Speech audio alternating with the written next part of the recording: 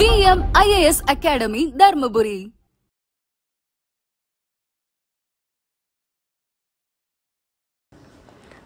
வணக்கங்க. பிரித்தோஸ், என் பேர் Prithos. Tenkasi district. BTech food technology படிச்சிருக்கிறேன். எம்ஆர்பிலேருந்து எஃப்எஸ்ஓ அப்படின்ற புது இது வந்து ஸ்டார்ட் பண்ணாங்க. ஒரு எக்ஸாம் கண்டக்ட் பண்ணாங்க.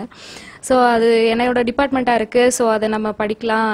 நான் ஹவுஸ் ஒய்ஃப் தான், 2 பசங்களை வச்சுட்டு பார்த்துட்ருக்கேன். ஸோ நம்ம ஃப்ரீ டைமில் நம்ம கொஞ்சம் அதை பார்க்கலாம் அப்படின்னு சொல்லிட்டு ப்ரிப்பேர் பண்ணலான்னு யோசித்தேன். ஸோ ஸ்டார்டிங்லேருந்தே அவங்க கால்ஃபர் பண்ண டைம்லேருந்தே நான் அதை ஸ்டார்ட் பண்ண ஆரம்பிச்சிட்டேங்க. மோஸ்ட்டாக மெட்டீரியல்ஸ்னு ஃபுல்லாக ஃபாலோ பண்ணது வந்து எங்களோட ஸ்டடி மெட்டீரியல்ஸ் எங்ககிட்ட எங்கள் ப்ரொஃபஸர்ஸோடது இருந்தது. டெய்ரி டெக்னாலஜி பொறுத்த வரைக்கும் சுகுமார் டி புக்கு ஃபாலோ பண்ணேன். Food processing engineering and food science and டெக்னாலஜின்னு ஒரு புக் இருக்குங்க சார். அது எல்லாமே நான் ஃபாலோ பண்ணேன். அது போக எஃப்எஸ்எஸ்ஐ அப்படின்றதுனால அவங்களோட வெப்சைட்ஸ் நிறைய சோர்சஸ் இருக்குது அவங்கக்கிட்டையும்.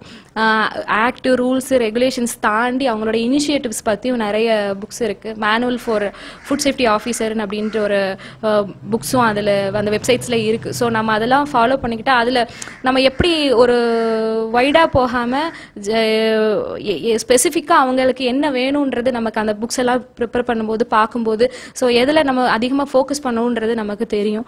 ஸோ அதை நம்ம ஃபாலோ பண்ணி படித்தா மேபி நல்ல ரிசல்ட்ஸ் கிடைக்கும்னு நம்புகிறோம். இன்ஷால்லா கண்டிப்பாக இதுக்கப்புறம் வர ஸ்டூடெண்ட்ஸும் சரி, அவங்க எல்லாருமே இது மாதிரி ஃபோக்கஸ்டாக ஒரு டைம் டேபிள் வச்சுக்கிட்டு சஸ்டெயினபிளாக அவங்க டைம் டியூரேஷன்ஸ் நிறைய கிடச்சிது. ஸோ அதனால் அதை ஃபுல்லாகவே ஃபாலோ பண்ணால் கண்டிப்பாக சக்ஸஸ் கிடைக்கும்னு நம்புகிறோம். பிடெக் ஃபுட் டெக்னாலஜின்றதுனால செல்ஃப் ப்ரிப்ரேஷன் பண்ணிக்கலாம், அது போகிறோம் அப்படின்னு நினச்சேன். அப்புறம் ஒரு டைமில் நம்ம போகிற ரூட் சரியான்னு தெரியல. அதனால VM IAS அகாடமியில் டெஸ்ட் பேட்ச் கொடுக்கலாம் அப்படின்னு நினச்சேன் சார். அப்புறம் அதில் டெஸ்ட் பேட்ச் கொடுக்கும்போது அவங்க ரொம்ப சப்போர்ட்டிவாக இருந்தாங்க.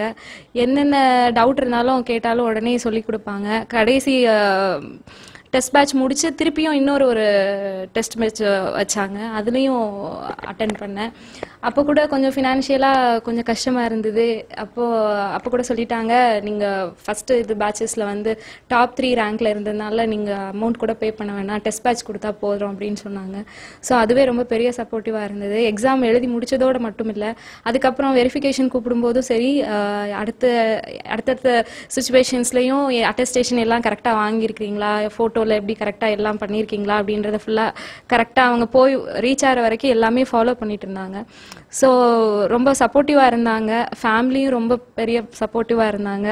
அப்பா, அம்மா, ஹஸ்பண்ட் எல்லாருமே ரொம்ப சப்போர்ட்டிவாக இருந்தாங்க. எங்கள் அண்ணனும் ரொம்ப இங்கேருந்து ட்ராவல் பண்ணி சென்னை போகணும், வீட்டில் பசங்க வேறு, குட்டி பசங்க வேறு இருப்பாங்க.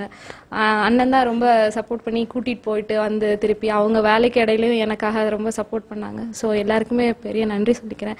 அதுக்கு முக்கியமாக கடவுளுக்கு பெரிய நன்றி சொல்லணும். இவ்வளோ தூரம் ஒரு லெவலில் நம்மளை கூட்டிகிட்டு வந்து விட்டதே பெரிய விஷயமா எங்களுக்கு தெரியுது.